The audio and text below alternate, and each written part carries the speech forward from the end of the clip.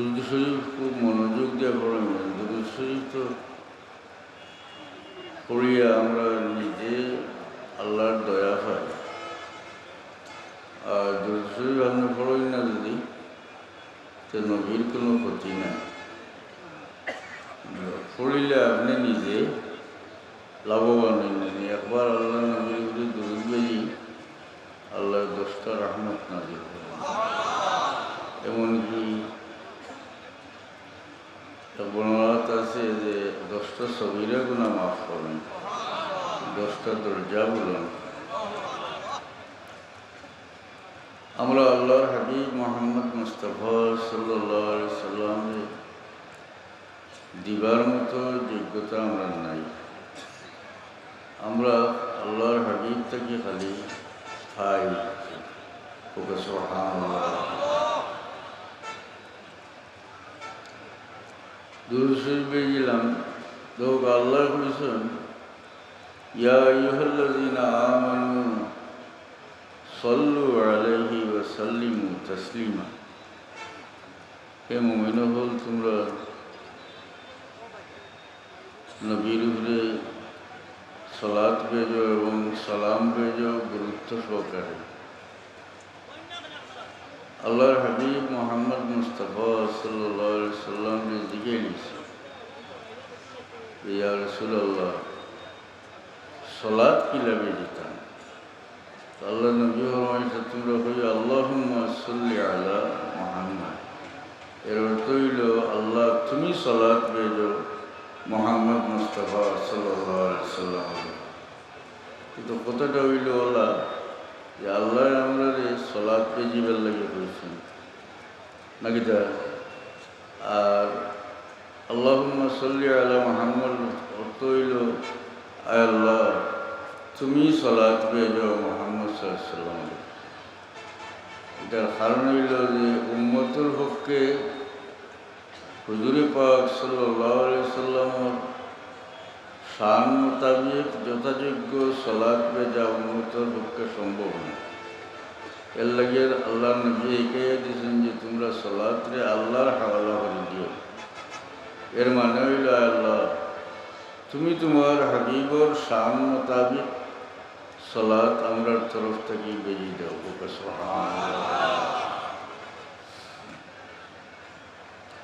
ওই যে আমরা খালি খাই, যে দেওয়ার যোগ্যতা নেই। হাদিস শরীফ আছে, আল্লাহ নবী ফরমায়েন সাল্লাল্লাহু আলাইহি ওয়াসাল্লাম, সাহাবী হলরে ফরমায়েন যে তোমরা আমার লাগি আল্লাহর কাছে ওসিলার দোয়া করি। ক্বালু মাল ওসিলা ইয়া রাসূলুল্লাহ। সাহাবী হলে জিজ্ঞাইলা যে ইয়া রাসূলুল্লাহ, ওসিলা কিতা? কারণ ওসিলার বহুত মানা আল্লাহ নবী কোন অর্থ লইছেন। আল্লাহর হাবিব ফরমান, ক্বালা আলা দারজাতিন ফিল জান্নাহ।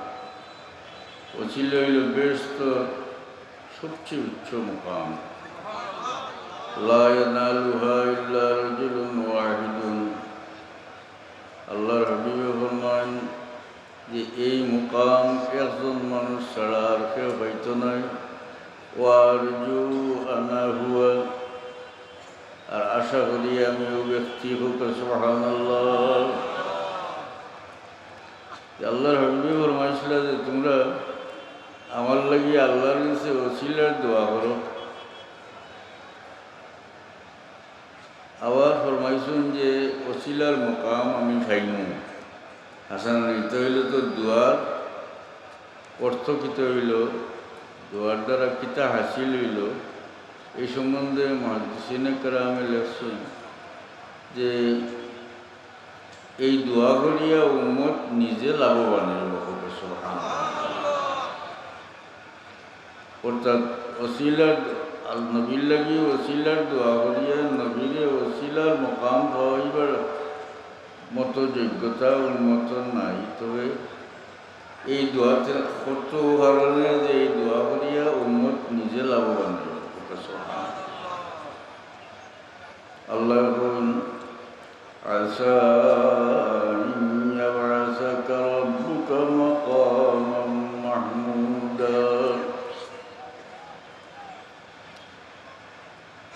অতি সত্তর আল্লাহ আপনারে মকামে মাহমুদ হুসাইন তৈলে তো কোরআন শরীফের আয়াত দ্বারা আমরা পাইলাম যে হুজুর পাক সাল্লাল্লাহু আলাইহি সাল্লাম রে আল্লাহ মকামে মাহমুদ দিবা নাকি তা ওয়াদা করিয়াছেন আল্লাহ। কিন্তু আদানের দোয়ার মাঝে আল্লাহর নবীর শিকানি মতো আমরা নবীর লাগি ওসিলার দোয়া মকামে মাহমুদের দোয়া করি না না ওবারসু মকামা মাহমুদানিল্লাযী ওয়া'আদতা। এটার ফায়দা বুখারী শরীফের হাদিস, আল্লাহ নবী ফরমান মান ক্বালা হিনা ইয়াসমাউন নাদা আল্লাহুম্মা রাব্ব হাযিহি দাওয়াতিত তাম্মা ওয়াস সালাতিল কায়িমা আতি মুহাম্মাদানিল ওয়াসিলাতা ওয়াল ফাদিলাতা ওয়াব'আসহু মাকামান মাহমুদানিল্লাযী ওয়া'আদতা। আল্লাহর হাবিব ফরমান যে ব্যক্তি আযান হল আর এই দোয়া পড়িল, এই দোয়ার মধ্যে আছে না ওসিলার লাগি দোয়া, নবীরে আল্লাহ ওসিলার মকাম দিতা, আল্লাহ নবীরে আল্লাহ মকামে মাহমুদ পৌঁছাইতা, তা দোয়া আছে না। আল্লাহর হাবিব ফরমান যে ব্যক্তি আযান হল আর এই দোয়া পড়িল হাল্লাত লাহু শাফাআতি ইয়াউমাল কিয়ামাহ, এই ব্যক্তির লাগি কিয়ামতের ময়দান আমার শাফাআত সাব্যস্ত হইল। তো আমরা পাই না, আমরা দিবার মতো এই যোগ্যতা আমরা না।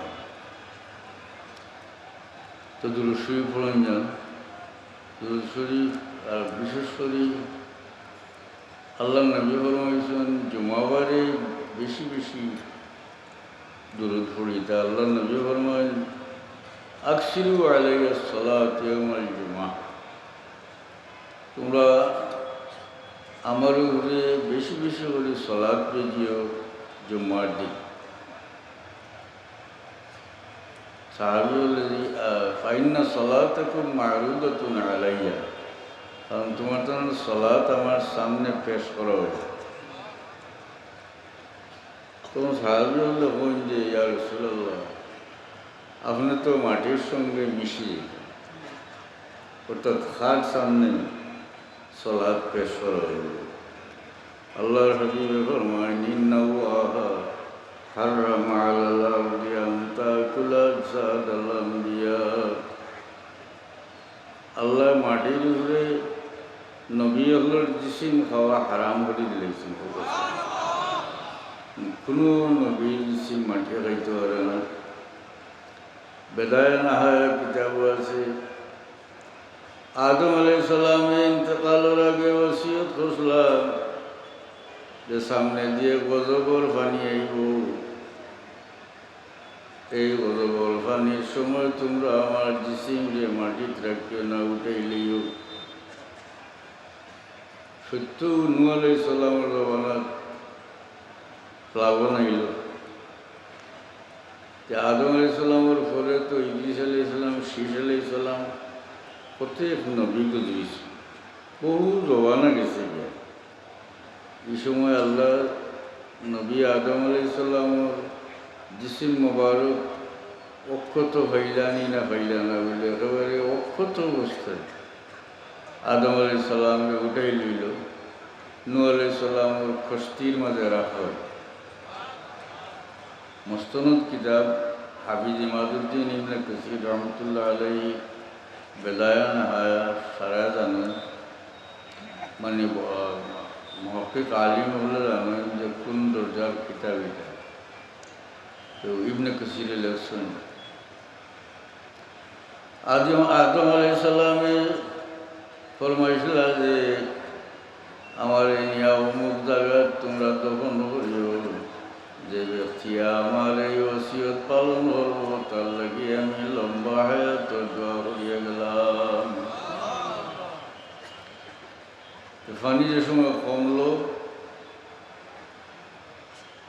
কিন্তু আদম আলাইহিস সালামের নির্দিষ্ট জায়গা নিয়ে তখন করা সম্ভব হইল না, বড় ভয়ানক জায়গা আছিল। বহু জমানা করে খিজির আলাইহিস সালামের জন্ম হইল। খিজির আলাইহিস সালাম বড় হইলেন, আদম আলাইহিস সালামকে নিয়ে নির্দিষ্ট জায়গায় দফন করলাম। এর লাগে হইল যে খিজির আলাইহিস সালাম রে পরবর্তীকার আলমে অত লম্বা হায়াত যে দান করছো এটা আদম আলাইহিস সালাম ওর দোয়ার বরকতে হোক সুবহানাল্লাহ। তো সাহাবা কেরাম বলছিল ইয়া রাসূলুল্লাহ আপনি তো মাটি লগে মিশে যাইবা আছে না। আল্লাহর হাবিবে ফরমাইল যে কোনো নবীর জিসিম রে মাটিয়ে খাইতে হবে।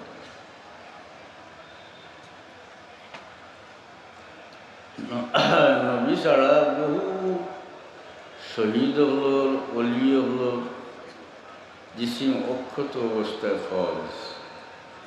সুবহানাল্লাহ। হযরত জাবির রাদিয়াল্লাহু আনহুর বাবা আব্দুল্লাহ তাইনো সাহাবী আসলেন। হযরত জাবিরও সাহাবী, বাপ বেটা দুজন নবীর সাহাবী আছে। হযরত আব্দুল্লাহ এখন তার বেটা জাবির যে উহুদের লড়াইয়ের আগের দিন এখন বাবা তুমি থাকি যাও আর আমি যাই কি লড়াই গরমাতে তো একজন যাইতেন না, কারণ তুমি তোমার বইনিন তোর হেফাজত করবা আর আমার বহুত খরচ আছে কিন্তু আমার। তবে আগামী দিন মুসলমানগুলোর পক্ষে সর্বপ্রথম যে ব্যক্তি শহীদ হইবা এই ব্যক্তি তোমার বাবা হইবা। এটা তার কারামত, বুঝছেন ওটা, এটা তার কারামত তাই খুইল